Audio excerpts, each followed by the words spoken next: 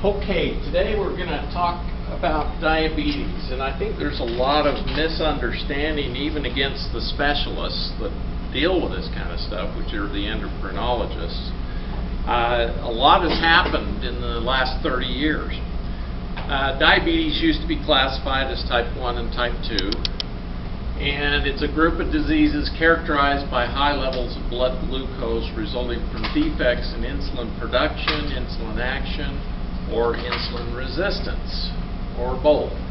And the term diabetes describes a metabolic disorder of multiple etiology characterized by chronic hyperglycemia, which means high glucose levels with disturbances of carbohydrate, fat, protein metabolism, resulting from defects in insulin secretion, insulin action, or both.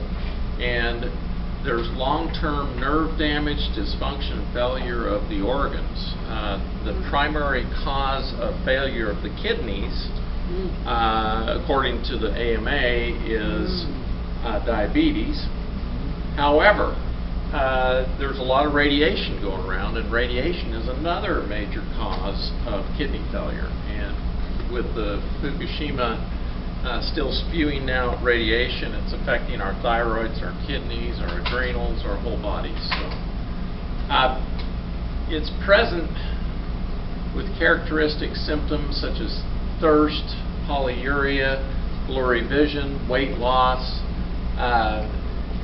Diabetes is fascinating. Diabetes insipidus is a disease where the pituitary and the hypothalamus have a problem, and you end up being really thirsty and peeing all the time, and can occur in women postpartum. And after delivery of the baby, if they bleed a lot, it'll cause lack of blood flow to the brain and the pituitary hypothalamus and cause diabetes insipidus. But diabetes mellitus, which is more common and causes major sugar problems, is becoming more and more common due to pesticides, herbicides, and those kind of things. So, there's actually, they've come up with new types of diagnoses. One is 1.5, which is between type 1 and type 2, and they're not really sure what's causing that. I believe it's pesticides, herbicides, and glyphosate. But it comes on later in life, but it's because the people are getting exposed to more and more toxins. So, severe forms, you can actually go into what they call a ketoacidosis, which is where you can't use the sugars in your body, so they go very high, and the body starts producing ketones, because in order for the brain and the heart to function, ketones can be utilized by the heart and brain, but you get to a point where it's so bad that it can lead to stupor, coma, and in the absence of insulin and effective treatment, can cause death. Most often with diabetes, the symptoms aren't severe, they may be absent. People may notice they're peeing more frequently, they're having to drink more, they're thirstier, those kind of things.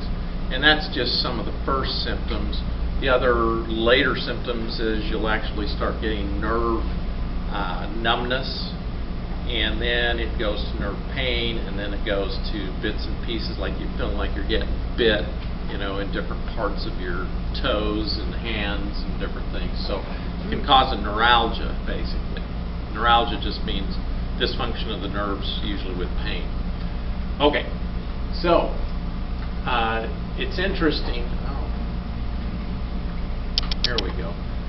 Diabetes has gone up tremendously, and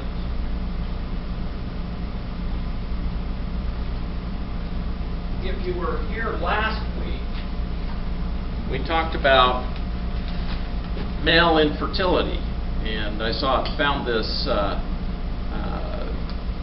decline in male fertility. It goes down, down, down, down, down ever since they started checking it back in 1989. Well, just as much as it's going down, diabetes is going up. And it's fascinating. They started back in 1960, and as you can see, about 1 in 100 had diabetes. Now it's up to here, and this is only 2008. And if you go out to 2009, 30%, excuse me, 2013, 30 to 33% of us have some form of diabetes. Wow. It's ridiculous. 1 in 3 from 1 in 100. Wow. It's amazing. And so anyway, we have seen a tremendous increase in diabetes, and I believe it's mainly due to toxicities, and lack of treatment of parasites, because when you get toxins in your body, you are more susceptible to parasites. Go ahead.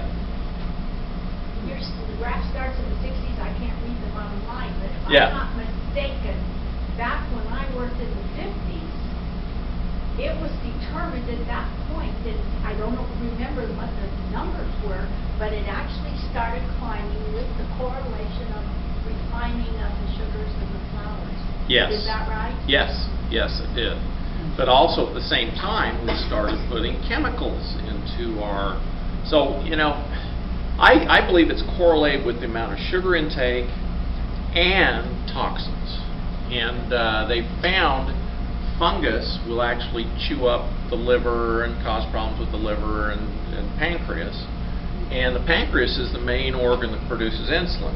In 1900, the average pancreas weighed about 200 grams, which is, you know, for a pound, it's 454 grams. Today, the average pancreas weighs over a pound, 500 milligrams. So our pancreases have enlarged due to the consumption of sugars, because they had to grow and produce more insulin, and now we're becoming, you know, insulin resistance is becoming very prevalent.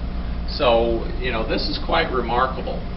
Oh, that started in 1958, that graph. So, the types of diabetes, there's the type 1 diabetes, which is where something happens to the pancreatic beta cells that produce the insulin. They die and no longer exist, and you no longer produce insulin, and you die if you don't get insulin. So type 1 diabetics have to get shots. It used to be called child onset diabetes, but a lot of older adults now are losing all their pancreatic cells. And I believe that the type 1 diabetes, I had a family who had 11 children. All of the children got diabetes except one, and the dad. And the dad got on his knees and he prayed and he said, okay, I'll take on the diabetes if you don't have my other child get it. Well, guess what happened? Both of them ended up getting it. And it wasn't familial. They all had flukes. Because when I treated the flukes, the one who started getting the diabetes, the child, it was the only one the dad would buy the parasite cleanse for, she actually improved and was able to not go on insulin, because we treated the flukes that were eating. Flukes tend to go to the liver and pancreas. They call them pancreatic flukes because they get in the pancreas. They call them liver flukes because they go to the liver. And there's other types of flukes too, but you know, blood flukes and such. But the pancreatic flukes tend to go in and eat those beta cells. They like them. And once they're all eaten, you have no insulin. And so I believe that a lot of it, and most medical doctors, they'll say, oh, it's autoimmune, it's genetic, you know, and all this stuff. But I found treating flukes actually keeps people from getting worse with diabetes.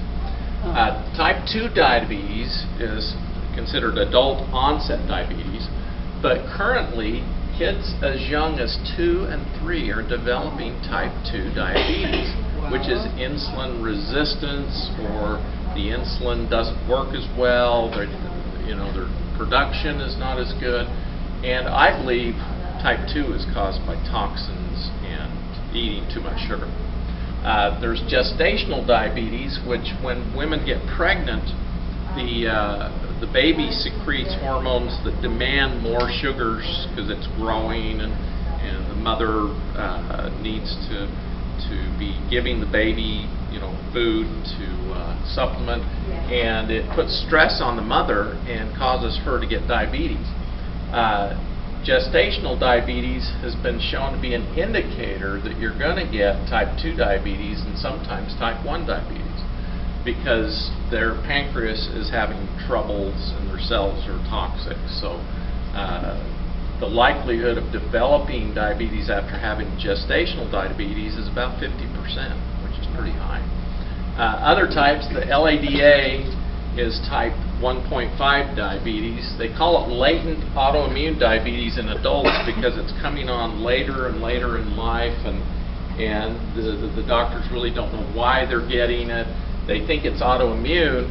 However, anything that's autoimmune, your body's attacking itself, and there's reasons why it attacks itself. Either there's toxins it's trying to remove, or viruses that's trying to remove.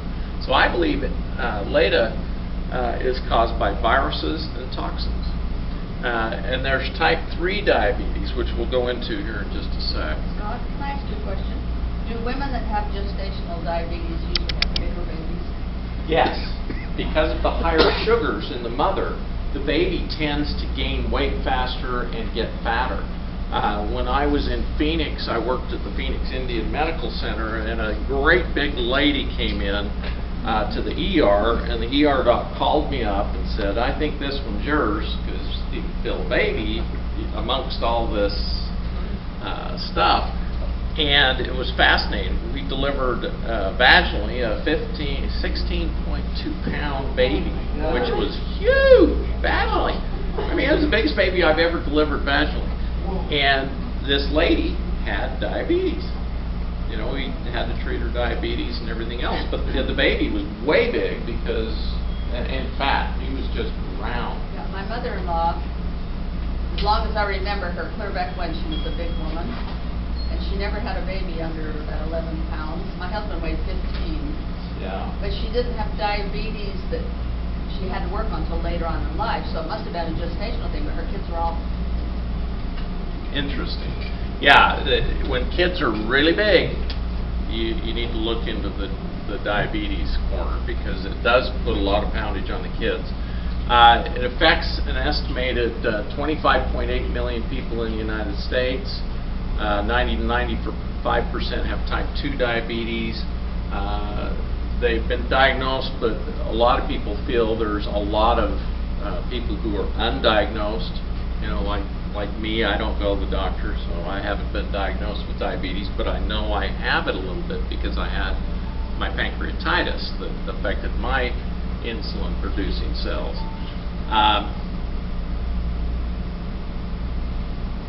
It's interesting, 215,000 children under the age of 20 have been diagnosed, and these are older slides, 2011. Right now, there's over 300,000 children under the age of 20 diagnosed with type 1 and type 2, and 2 million people over the age of 20 years of age are newly diagnosed every year. Every year? Every year. So it's getting bigger and bigger and bigger. Yes? What about Candida playing a role in all that? Candida definitely plays a role. The role Candida plays is it gets into the tissues and makes the cells, especially hormone cells, not be able to produce the hormones they need to. Because it literally, the Candida has these little hyphae, they call them. They're little tubes, and they stick it into all the cells all around them. And they suck the cytoplasm out, the life out of these cells. And it makes them so they're kind of not working so good because they're getting sucked out. And so Candida can cause hormonal problems, including insulin problems, with the beta cells, the thyroid cells, the ovaries, the adrenal glands, the kidneys, the liver. I found that people with Candida are much more prone to get what they call a fatty liver. Now, fatty liver back when I started medical school didn't hardly exist at all. And we're finding more and more people are getting fatty livers, and they have gallbladder problems because what happens when they get a fatty liver, the cholesterol gets so thick that the bile becomes thick, and then they have pain when they eat, and they go in the doctor and they're like, oh, it must be your gallbladder because it's gallbladder symptoms. But when they do the cytoscan, they find this sludge in their bile. It's sludge instead of being a nice flowing bile. And candida and other funguses cause this.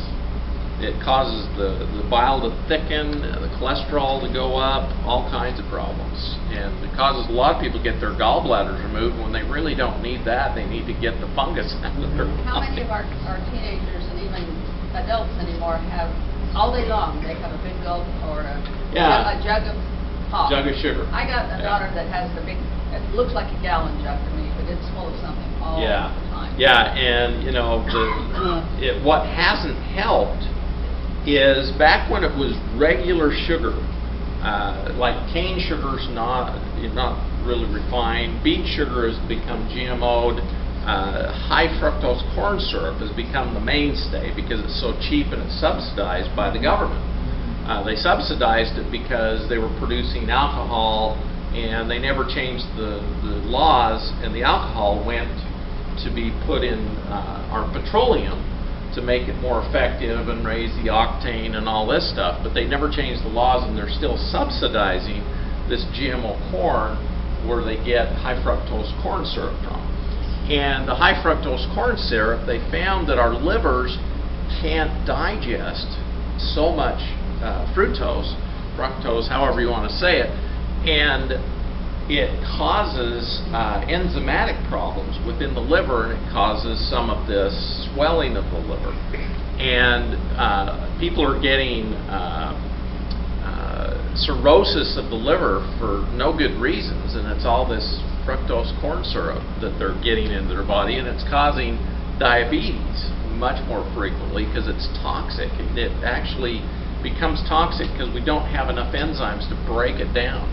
And so actually eating pure cane sugar is better for you than the high fructose corn syrup. And if you look on the labels, everything has high fructose corn syrup in it now, which is crazy because they actually have studies that have shown it's bad for human livers as well as other animals. So it's even put in dog food. And it does have a sweet taste, so you know it makes us feel like we're eating something better just because it tastes sweet. But it actually, they found it's not good for the brains either, and they may find that it's causing Alzheimer's disease because we're having a much higher rate of Alzheimer's. And I believe it's too much sugar, getting fungus in the brain, because sugar feeds fungus. Okay. Complications from diabetes, the highest thing is heart disease and stroke, believe it or not. You're 2 to 4 times higher among people with diabetes. High blood pressure, 67% of the people using prescription drugs for hypertension also have diabetes. Blindness, diabetes is the leading cause of new cases of blindness in adults 20 to 74 years of age. Kidney disease. Diabetes is the leading cause of kidney failure, accounting for 44% of the new cases, so you end up on dialysis. And neuropathy, 60 to 70% of people with diabetes have mild to severe forms of nervous tissue damage. Amputation. I have a kind of an interesting story. We went to North Carolina and went to a church, and this lady was about to get her feet amputated because she had diabetes and they were getting gangrene, and when we walked in the church you could smell her feet because they were dead, and you could smell this dead tissue. And it was fascinating because when we went walking out, she grabbed a hold of my arm. She said, "You came to heal me." I'm like, "Oh, okay." Because I'd had an interesting healing the day before. And it was interesting because when I used the energies to heal her feet, and talked to her afterward, after her feet literally got the color back, and they were, instead of dying, they looked perfect. So you can transmute flesh, which is cool. But the reason I'm bringing that up is it was her diabetes causing the problem, and I told her flat out, you know, we need to fix your diabetes. And when we cured her feet, we actually spontaneously healed her diabetes, which was cool. So not only did Jesus help heal her, but helped heal her diabetes at the same time, so she wouldn't end up having her feet go black. You know, well, she's a black lady anyway, but her feet had, you know, when you get gangrene, they turn black because they die. And so anyway, quite interesting. But most cases of amputation in the United States are due to diabetes. You know, the costs of diabetes are just tremendously high. If you don't have insurance, a month worth of insulin is upwards of $200 a month, and the different drugs they use to treat diabetes is extremely high. That's one of the reasons they resurrected metformin, is they found that it would regulate diabetes somewhat, but it ends up making you get type 1 diabetes faster. So it actually got removed from the market because it was so hard on the liver, and in Chinese medicine, the pancreas is part of the liver. And so it was hard on people's livers, and I recommend to people get off this stuff because it's not good. But anyway, there's, you know, billions of dollars spent treating diabetes. If you do alternative treatments for diabetes, if you're type 2 diabetic, type 1 alternative doesn't really work very well, except to make the cells more receptive to the insulin, so you can use less insulin, but type 1 have to take insulin. Type 2, you can treat with several things, about $50 to $60 a month. It controls it, and it's healthier for your body.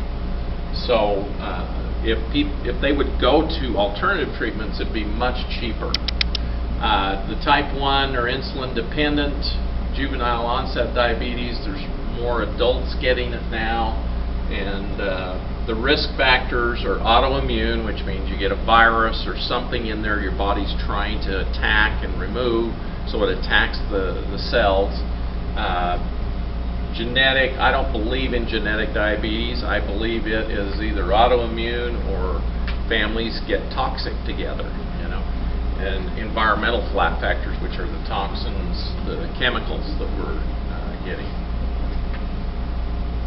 Okay, type 2 was previously called non-insulin dependent diabetes or adult onset, but now they're basically, you know, it's insulin resistance. And what I found is when the cells have a membrane around them, and they have receptor sites for insulin. And what they've found is when chemicals get in on the cells, they actually fill in those receptor sites. So the cell tries to make more receptor sites for the insulin. And the insulin gets hooked up to maybe 1 or 2 receptor sites. It needs 5 to 10 per cell to get the insulin in order to use the glucose and get the glucose in. But what they found is the petrochemicals fill up these receptor sites and you become insulin resistant. And so you need more and more insulin to try and push off those chemicals in order to get the insulin onto the receptor sites. Here kind of depicts that. The insulin resistant cell gets filled. These receptor sites have petrochemicals in, rather than being able to take and hold the insulin to open them up to let the glucose in. And you know, the normal cell has normal amount of receptor sites, and you know, don't need as much insulin. But with this, you need a lot more insulin, and the sugars end up being high because it's not getting into the cells. In healthy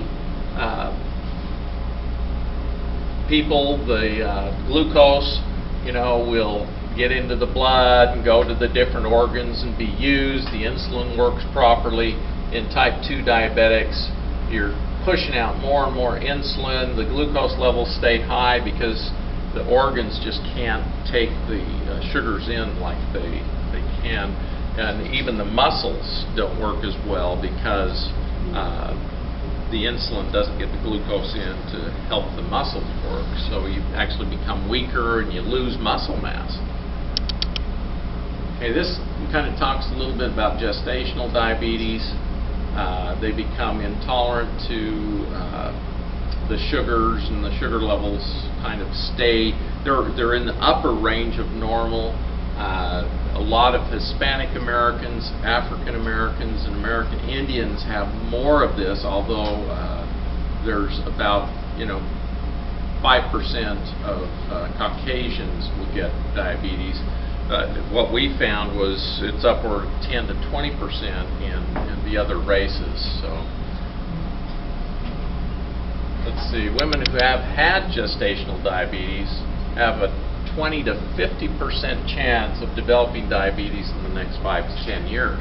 Over 20 years, 50% of them. Okay, other types of diabetes. They're saying there's specific genetic conditions such as maturity onset diabetes of youth. I think it's just drinking too much sugar. Surgery. The anesthetic drugs are very toxic to the pancreas and the liver. And so I found people post-surgery getting diabetes just because of that toxicity.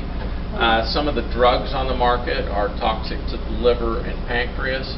Not getting enough good nutrition, infections, other illnesses. It's quite interesting. The infections, I believe, is a very high cause of diabetes, particularly flukes, pancreatic flukes.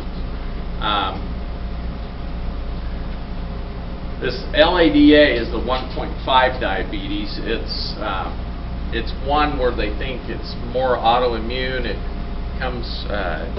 It can even happen in adults who are skinny, who aren't overweight, and they feel like it's autoimmune because they produce less and less insulin. I believe that it's more of a toxic-related diabetes because the toxins get built up. They can't use the insulin. They get insulin resistance. Pancreas overproduces, and then it just poops out because of the toxins.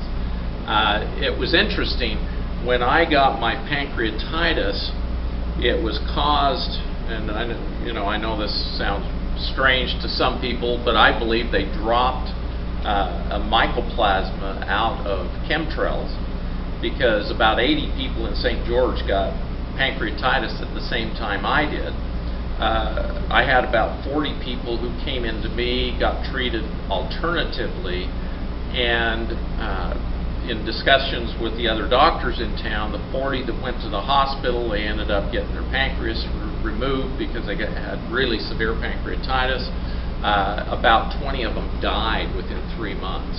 Wow. And I was told that I should go to Hawaii and eat papaya, passion fruit, and pineapple because those are the enzymes that the pancreas needs to relax and kind of take the load off the pancreas. And it was interesting because I also popped out a stone out of my ampulla vator, which is where the bile and the pancreatic juices combine and go into the intestine to digest your food. And instead of digesting the food, they were digesting my pancreas. And so when that stone popped out, Angela was actually with us. It was pretty amazing because all of a sudden my pain went away, and it was pretty cool. But it was due to eating all this fresh, good fruits, papaya, passion fruit, and pineapple. Go ahead. You didn't have to, for people that can't go to Hawaii, you had other purpose in Hawaii too. Well, I had other For purpose, the healers, but they can get stuff like that. it was here. interesting because when I got back and started treating all the other people, I gave them the pancreatic enzymes, which have papaya, passion fruit, and all this stuff in. So, and we've got bottles of these pancreatic enzymes, and they really do help the pancreas. So the other thing I found was this is an interesting thing, that if your liver and pancreas aren't working well, you can't build muscle as well. It's not just testosterone, it's got a lot to do with your pancreas and liver. And one of the ladies who got the pancreatitis the same time I did, she was a bodybuilder. And she lost her muscle, just like me, with the pancreatitis. And we found that by taking liver products and the pancreas products, we were able to get our muscles working good again. And what I learned from her was bodybuilders have known for years, you've got to take really good care of your liver and pancreas in order to get stacked, you know, nice and strong. And so she continues to take these products to help her liver and pancreas because they've helped her maintain strength and the energy. Whenever you've had pancreatitis, like right now, mine's functioning, when I asked the question, at about 60%, which is 40% less than when, you know, the whole thing started. I actually got up to about 90%, but then, you know, things happen and you do stupid things and get toxic, and so right now I'm trying to remove toxins to help that percentage go up. Question, is those help, I didn't think about that or ever hear that about the liver and the pancreas relating to muscle tone. Yeah, I was told by Spirit to talk about that today. Okay, if that is true, would that same course be acceptable to improve the elderly because we automatically lose muscle? Absolutely. You know, it's quite interesting. As we age, our livers get toxic, our pancreases get toxic, and if you can detox them and get them healthy, you can actually maintain a more physique body even as you age, men and women. This gal lives up in Springdale, and she looks really good. I mean, she's strong, and you can feel the muscles, and they're not deteriorating anymore because she's on this regime all the time, cleaning her pancreas, cleaning her liver. And so, you know, diabetes is a problem with the pancreas and toxins and parasites, and so removing those things from your body actually gets you healthier and can help your physique even be healthier. So, you know, I'm working on that all the time now because, you know, she keeps coming in. She looks better than I do, and her pancreas is 95%, and that's where I want to be. I want to have my pancreas working much better, much better. So a lot of these new diagnoses didn't exist before because we weren't as toxic on the planet. I mean, it's fascinating. You know, I was watching this little scooter go along, and it was spraying along every curb and gutter here in St. George. And I asked the guys, "What are you spraying?" "Oh, we're just spraying something to keep the weeds off." Well, they were spraying Roundup. Well, Roundup actually has been shown to be toxic to the pancreas. So, let me tell you, we're getting toxic from our food because there's so many GMOs and so many things that have had these things sprayed on, and you know, the processing of them doesn't remove this Roundup. It just doesn't. And the company has told us, oh, it doesn't harm humans, it doesn't affect the enzymes in humans, but they've actually found that it does, and they're using higher and higher doses because there's weeds that are becoming resistant to the Roundup, and so they're needing higher doses. And they used to spray like 45 pounds of chemicals per acre on our food of different chemicals, herbicides, pesticides, whatever, and we're up to 155 pounds per acre now. And the chemical companies are really happy because they're selling more stuff. But let me tell you, it's making our food more toxic. So you got to avoid these GMO plants and GMO products because they're the ones laden with the most toxins.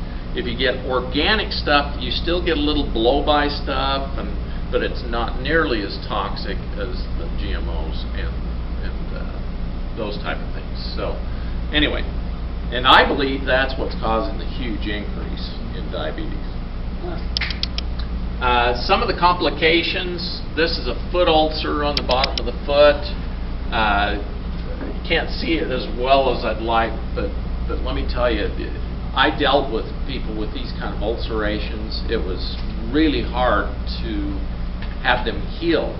If you have injuries that don't heal as quickly as you think, you may have diabetes.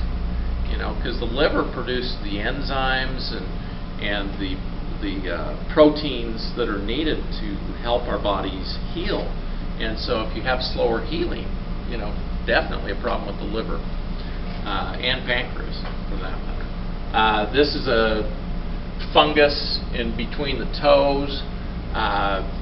Fungus literally gets on you and eats the tissue. It's interesting, when I started looking at corns early in my medical career, they look just like a toadstool growing off of your foot, and you cut them off and it, you know, they just keep growing, and it's like a fungus that's deeply rooted into your tissue. And the feet get lots of complications. Like this is even worn down so you can see the tendons in this person's foot because of the diabetes. They just the circulation gets so poor. And guess where we hold a lot of our toxins? Heavy metals are called heavy because they go down, you know, they're gravity, and they go down into our feet. So our feet are the most toxic thing on us. I started doing ionic foot baths because I found it pulls the toxins out of the feet. My wife, go ahead. That's a question I had. I do own an ionic foot bath, and a lot of skepticism about it, but I think I'm not a doctor, but I think they work. Oh, my wife, if she doesn't do it every week, her feet go yellow. Oh, I said it at 2 hours, 2.5 hours at a time. You do? 2 to 3 times a week. Wow. You're using it a lot heavier dutier than most of us. So you do endorse them?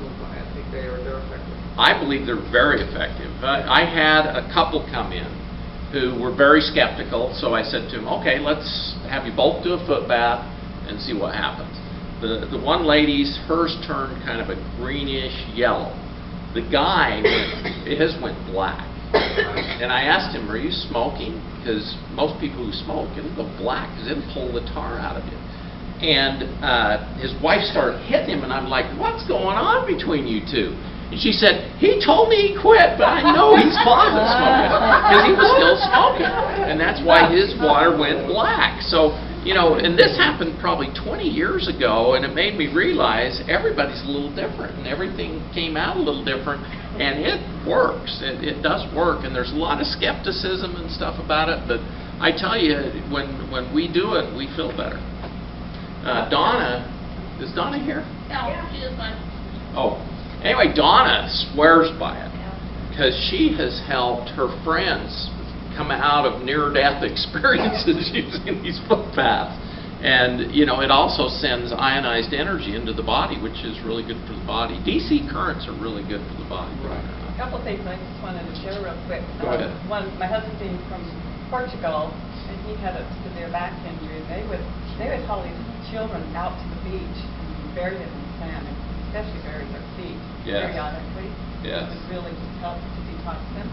And then his mother was a nurse, and always, whenever we started to have a cold come on, she would have them dress up warm. They would go out and walk barefoot on the ground and eat grass or walk around out there. It does help. There is some ionized energy in the earth, and that's why people say you need to go get grounded to the earth, and it really does help you.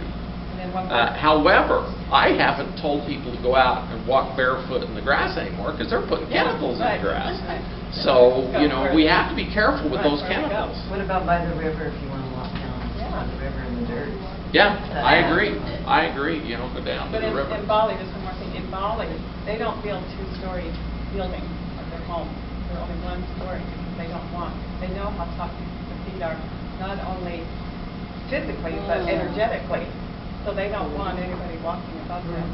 Oh, wow. Wow. That's interesting. That's interesting. Go My daughter ahead. Nanette had really serious shoulder surgery here in January, and they said they have a high percentage of really bad infections So they were gonna watch for that. Well, she'd been home a couple of weeks, was doing just fine, and they called her and said she needs to go to the emergency room and have a PICC line put in. And I told her not to, but her husband, you better do what the doctor says, and they went in this PICC line, started giving her all these chemicals. She got sicker and sicker and sicker. And finally, I just told her, you gotta quit. She had a very revealing dream from her father who was dead, and kind of told her to knock it off. So she had it taken out, but she'd been... Came to her and told her to take the PICC Yeah, line. about 3 weeks of all the Wow. stuff. And when she asked the doctor, what about the infection? He said, well, we're not sure you really have one, but we're making sure. You picked up on fear, didn't you? Yeah, it was So fear. anyway, she was to my house, and I said, let's do a foot bath, because this had only been a week after she quit. She was only 10 minutes into the foot bath, and the water was just horrible. And she got so sick, she had to quit. She was ready to throw up, and I did some more the next day, and she couldn't sit up and put her feet in. She laid down on the floor and put her feet in there. And it was terrible. Just Yeah. drawing the crap toxic out of out her. of her. Yeah. That they did because they were afraid. Yeah. And she read on the internet they should never give that more than 3 weeks, Yeah. and her doctor planned on 7 weeks. Whoa. Oh, Whoa. God. And she just went to him and says, take it out or I take it out. Yeah. Those PICC lines are pretty dangerous. So anyway, okay. So this slide just shows you need to avoid using metformin because that's making a lot of type 2 get worse with their diabetes. Metformin's the one I was talking about that they resurrected. I mean, literally, they took it off the market 40 years ago because it was causing so much liver problems. And then they resurrected to treat diabetes, which is a liver problem. I mean, it's crazy what happens, but avoid using metformin because it makes you have to go on insulin sooner, believe it or not. Alzheimer's is Alzheimer's type 3 diabetes. I believe it is. And anyway, avoid junk food because Alzheimer's could be a form of diet-induced diabetes. And what's interesting is laying off all of the sugary things will keep your mind intact. So avoid, soda, donuts, processed foods, meats and fries that keep your mind, it's interesting. And we used to think there were 2 types of diabetes, the type you were born with and the type you get, called type 2. And type 2 is brought about by a combination of factors, including overeating. And the idea that Alzheimer's might be type 3 diabetes has been around since 2005. The connection between poor diet and Alzheimer's is becoming more and more convincing. Summarized in a cover story in the New Scientist called Food for Thought, What You Eat May Be Killing Your Brain.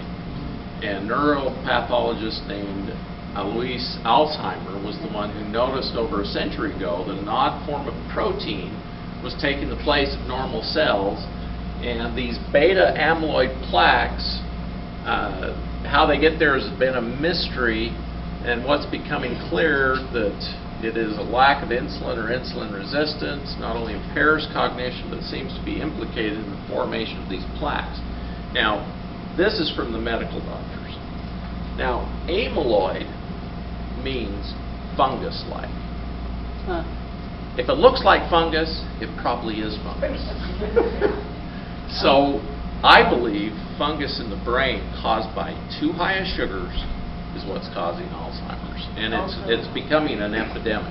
Go On ahead. the dead doctors don't lie. Yes.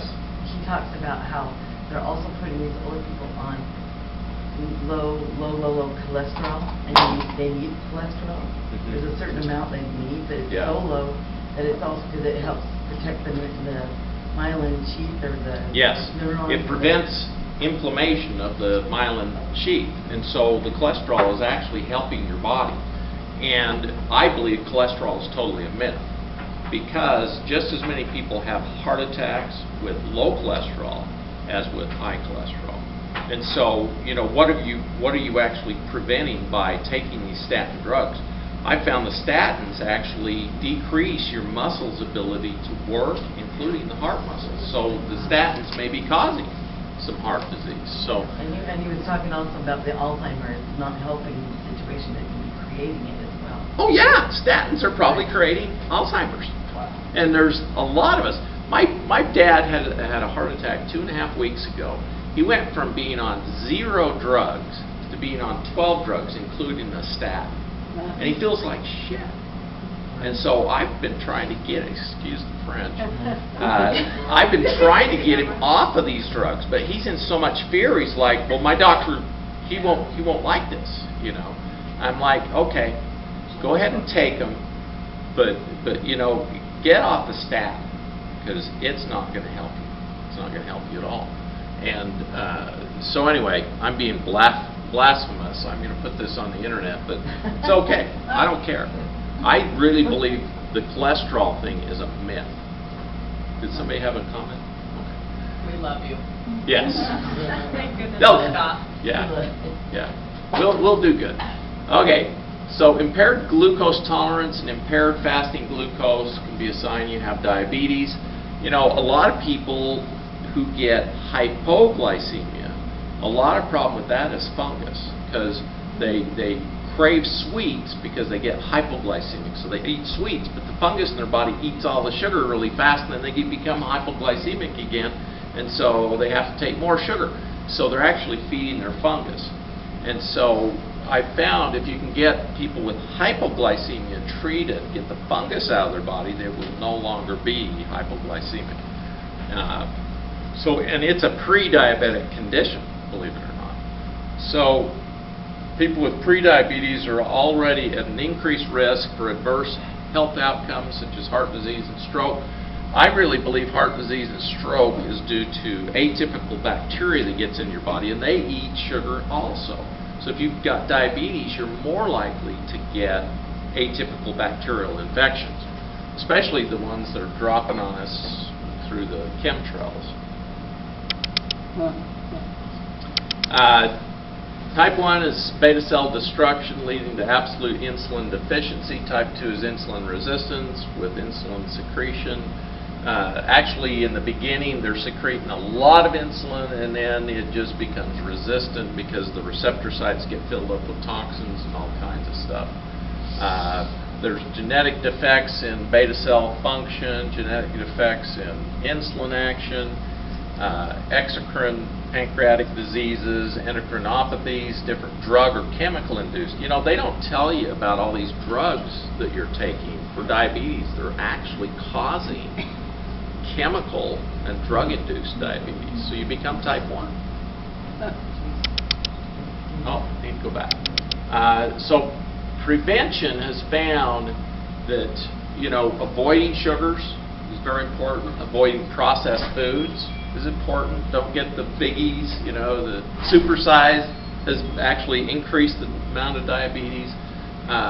Get more exercise. They found that people who are more sedentary get diabetes more frequently. And so exercising and walking at least 2.5 hours a week. That's a 30-minute walk, 5 days. And all of us should do that all the time anyway, because it's really good for your heart. So there's rapid-acting insulin, short-acting insulin. You know, once you have to take insulin, I don't believe in any of them except the short-acting, because they found even the long-acting ones have chemicals that toxify the liver and pancreas. So any of these newer insulins, they're not as good for you as just the plain old regular insulin. Diet and exercise are real important. Keep your sugars low, and they have to take insulin. Diabetes, you got to control what you're eating. They found that if you go on a vegetarian diet with good organic foods, most of which you either do yourself or get them from a farmer's market, is the best food you can take to control diabetes. And low fats, there's good fats and bad fats. They've actually found that coconut oil is one of the best if you've got diabetes. However, the medical doctors are advocating you don't use coconut oil. Fish oils have been shown to be good for diabetes. When I started using fish oils, I actually got complaints from the medical doctors that I was causing people's diabetes to get worse, and yet these people felt better. And the proof was in the pudding, you know, because when they went on the cholesterol drugs that the doctors wanted to go on, and they quit the fish oils, they actually started getting worse and started getting blood clots, all kinds of problems. And so fish oils are very good for diabetes. The other oil I found is really good for diabetes is olive oil. Olive oil is just this marvelous oil, you know, and the Mediterranean diet with olive oil has been shown to decrease diabetes. So it also decreases blood pressure and other things. Okay. These are the recommendations from the doctors. They say dietary fat should only be, you know, 1/3 of your calories. There's a lot of people coming out saying you need more good fats because they're showing the brain is made of about 60% fat. Wow. And people who go on restricted diets of fat are developing more Alzheimer's. And so, and when people restrict their cholesterol, they're finding more Alzheimer's. So, quite interesting. But, you know, Coconut the oil has cholesterol. medical establishment is saying restrict, restrict, restrict. What? Coconut oil has cholesterol, is that why they're not? No, coconut oil is called medium chain triglycerides. It's more of a triglyceride rather than an actual oil. Why is And that they different? found it's very antifungal because it's got caprylic acid in and antifungals in. And so the coconut oil, I swear, you know, it's good. You get these big Polynesians that were eating, you know, a Polynesian diet before all the other stuff. They never had heart disease, never. And with the introduction of the American diet, they start getting heart disease just like us, probably in higher rates, and they start getting diabetes worse too. So the coconut oil is really good, and it's good for Caucasians, you know, every race. Carbohydrates, 50 to 60%. I say that's wrong. We should take, you know, about 1/3 in carbohydrates, 1/3 in fats, 1/3 in carbs, and 1/3 in proteins. And the best proteins in vegetarians, believe it or not, are beans and legumes because they have the most protein. One of the things I learned a long time ago when they brought the the Africans to the Western Hemisphere, they all started getting very sickly because they just fed them the sugar from the sugar canes and fed them a lot of carbs. And by adding beans and legumes to their diet, they got strong again and they did much better. So, you know, that was back, you know, found out back in the 1600s. And so, and it still is today. We need proteins. We don't necessarily need proteins for meat, although I become very weak if I don't have at least 3 ounces of meat about every 3 weeks. Type O blood types need a little red meat about every 3 weeks, I've found. Type A's need fish, and type B should be mainly vegetarian. This time AB. And if you're AB, you need fish, but you should stick to vegetarian too. So it's interesting. So the blood types actually do affect things. Physical exercise, walking is the best thing you can do. Get out and just walk. And it's good for your heart, it's good to lower blood sugar, gets you breathing, gets your less acidity in your body. If you do heavy duty exercise, it makes you acidic. And the acid in your system can cause damage. So, you know, I'm not an advocate of marathoning and different things just because it makes you so acidic. I know. But you know, we've got marathoners, but marathoning does reduce your pain because it develops mu receptors and different things. So people who are in chronic pain, they need to do stuff like that in order to get out of pain. And so it does have its benefits in some ways. So, but I'm an advocate of low impact exercise because It's not as hard on your joints and everything, and really good for your cardiovascular. So monitor blood sugars. I don't monitor mine because I'm intuitive. Okay, where's my blood sugar? Right now mine's at 96, which is a good level. I used to have a guy come in and he'd say, "What's my blood sugar?" And I'd say, "Oh, it's 120." And he'd say, "Draw my blood." So we draw his blood, send it to the lab, and we did it 10 times. Every time it came back within Wow. 2 or 3 points of what I told him. And so it was interesting because, you know, he started believing me that I was intuitive, because every time we were really accurate. And but take good care of your feet. You know, rub coconut oil on your feet. Really good for keeping fungus away. So if you are like into CrossFit and then you eat paleo, what will happen to you? Is that like not so good? Did you get diabetes from that? Or No, like no. yes? The whole point of the lecture is I believe diabetes is caused by bugs, either viruses, flukes, or other things. Because other things like fungus will eat pancreatic cells. So changing diets from one fad to the other, to me, is just, you know, it's what humans do. We kind of are of a herd mentality.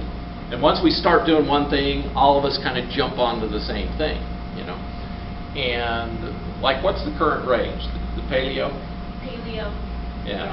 Something like that. And quite frankly, the paleo diet is good, because that's going back to the ancient diet we used to have when we actually were healthier. Yeah. And so I think the paleo is good, eating fruits and nuts and berries, you know, game meat. My wife does very well on bison. She can't eat modern beef because it's too full of toxins. But finding stuff that's less toxic is very important. And so the paleo diet's good as long as you're organic and non-GMO. You know. Does that answer your question? So, you know, there's probably going to be something else come out. You know, Dr. Oz will probably mention something, and it's like goes crazy. Personal hygiene. They found that taking good care of your house and your body, you know, bathing regularly, is actually decreases diabetes. Kind of interesting. Healthy lifestyle, diet and exercise. Just, you know, be careful what you take into your body. Bless everything. You know, even our water. They found here in the United States, all of our groundwater is contaminated with herbicides and pesticides. It's all contaminated. So they found RO water is actually the best, even though it pulls out all the minerals. So that's one of the reasons why we need to take mineral supplements, is because I drink RO. I test. When I test all the waters, RO is really good. This one's pretty good because it takes out all of the toxins and chemicals. You know, putting a carbon filter on is one of the best things you can do, because carbon filters pull out petrochemicals, toxins, different things. I put on my shower heads, I put carbon-based filters to pull out the fluoride, the chlorine, the petrochemicals, because showering, they found showering in city water, you get chemicals. It's kind of sad. So, you know, there's different things you can do. Smoking. Where do you buy your shower heads at, though, may I ask? What's that? Your shower head, where do you get those? Well, you get them online. Well, I just buy the filter, and I put my same shower head back on with the filter, and I change it every 6 months. And what's it called again? It's a carbon-based filter, and it's just, you know, a simple filter, and they're not real expensive, but in my opinion, they do a lot of good for your body, because they pull out those toxins, so you're not bathing in toxins. So, I'm actually, in our new house we're building, I'm going to put a system that pulls out all of the chemicals from the whole house. So, it's a little pricey, but quite frankly, I want to be healthier, and so I'm willing to spend what I need to get what I believe is a better system. And I don't like the salt systems, because it's giving you either too much sodium or too much chloride, because even the potassium one is potassium chloride. And chloride is a free radical and causes problems in our bodies. So, you know, even the softening systems, I don't like them. So the system we're getting is kind of similar to this, only it's bigger. And it lasts for about 200,000 gallons. And most people use about 20,000 gallons a year, so it'll last 10 years. But it's going to cost us about, no, not per person, per household of 4 usually uses about 20,000 gallons. So anyway, it's kind of interesting stuff. Thank you for coming today. Thank you. Go ahead, Angela. When you were talking about gestational diabetes, is there an effect on the baby? Oh, absolutely. When the mother has gestational diabetes? How Yes. does that affect the children? They have found the children end up having bigger pancreases, and they're more likely to get type 2 diabetes when they get older. They're not more likely to get type 1, however. And I believe type 1 is totally infectious. I believe you get an infection and it chews up all your beta cells and you become insulin dependent because you don't have